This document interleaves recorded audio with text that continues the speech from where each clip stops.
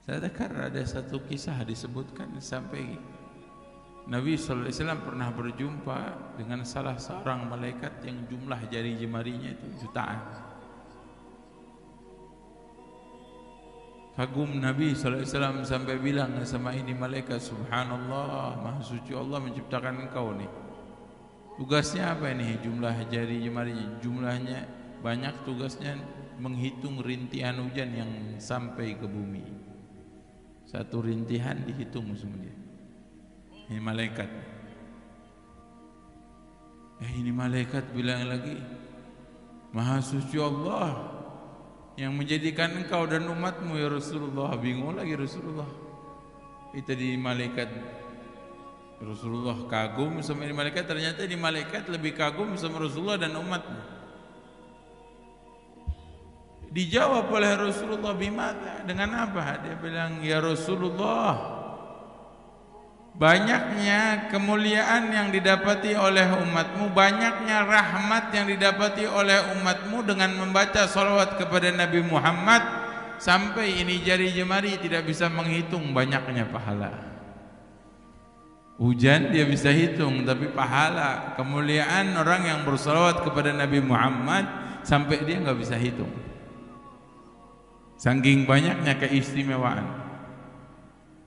Sampai pernah Syekh Abdul Wahab Sya'rani mimpi berjumpa dengan Rasulullah. Beliau bertanya kepada Rasulullah, ya Rasulullah, orang yang bersalawat kepadamu 1 kali dibalas oleh Allah 10 kali, ini untuk orang yang khusyuk, hadir hati atau lalai? Apa dijawab oleh Rasulullah? Walaupun lalai itu mendapatkannya, namun orang yang khusyuk mendapatkan lebih banyak daripada itu keistimewaannya. Begitu, walaupun cuma baca salawatnya sambil apalah, sambil main layangan juga, ya, sambil main layangan baca salawat, pahalanya dapat 10 rahmatnya Allah. Apalagi yang salatnya khusyuk duduk, lebih banyak lagi. Bahkan sampai disebutkan salawat kepada Nabi Muhammad SAW riaknya diterima. Semua amal riak nggak diterima kecuali salawat kepada Nabi Muhammad. Ya, banyak orang sering teriak selepas mahalul qiyam atau ustadznya ceramah, sallallahu ala Muhammad, biar orang dengar semuanya. Maksudnya ria apa enggak? Ria kalau bilang, bisa dibilang ngeri, biar apa? Biar orang dengar, tapi dapat pahala. Dapat pahala hasilah salawat kepada Nabi Muhammad, nggak akan ditolak. Tapi kalau sholat biar dilihat sama orang, dapat pahala, nggak diterima sama Allah.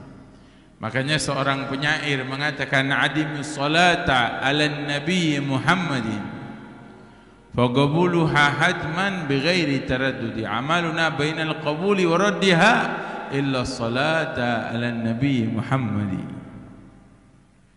Dawamkanlah, istiqamahkanlah, perbanyaklah salawat kepada Nabi Muhammad, kata ini seorang penyair. Faqabuluha hatman bighairi taraddudi, diterimanya salawat kita oleh Allah itu wajib bagi Allah. Bighairi taraddudi, tidak akan ditolak oleh Allah. A'maluna bainal qabuli wa raddiha, amal perbuatan kita antara diterima enggak diterima. Salat kita antara diterima enggak diterima. Zakat kita antara diterima enggak diterima. Illa salata ala Nabi Muhammad, kecuali bersalawat kepada Nabi Muhammad yakin diterima oleh Allah Subhanahu wa ta'ala. Sampai dikisahkan ada seorang syab min ahlil ma'asi. Ini syab, ini pemuda, maksiat melulu tadinya. Wah, kebetulan dengar pengajian, ada pengajian, mampir duduk, dan yang dibahas oleh gurunya, apa kata gurunya? Man rafa'a sautahu lis-shalah 'ala an-nabi wajabat lahul jannah.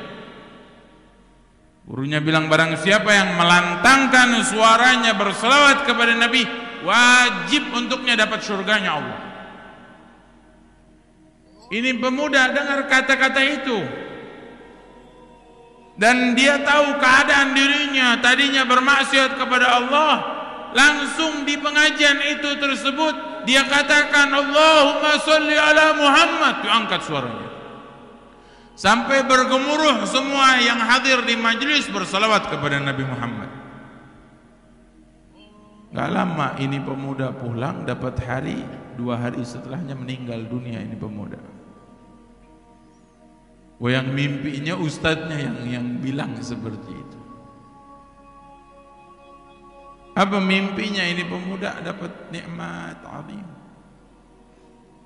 Ditanya, "Hei ya syab, hei pemuda, kok bisa kamu dapat kenikmatan seperti ini?" Dijawab oleh pemuda ini dengan ucapanmu, "Wahai guru, siapa yang mengangkat suaranya berselawat kepada Nabi Muhammad wajib dapat syurga. Sekarang saya dapatin syurga." Salawat kepada Nabi Muhammad sallallahu alaihi wasallam baraka alaih, menjadi maharnya Nabi Adam kepada Siti Hawa. Salawat pada Nabi Muhammad, salawat kepada Rasulullah sallallahu alaihi wasallam baraka alaih.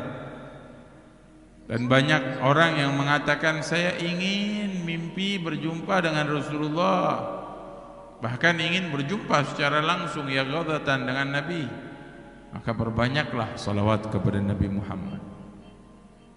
Dan jika ingin tahu bagaimana kedekatan kita dengan Rasulullah nanti di hari kiamat, dilihat dari apa?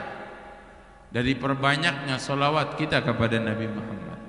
Inna awalan nas bi yaumal qiyamah aktsarukum alayya salat.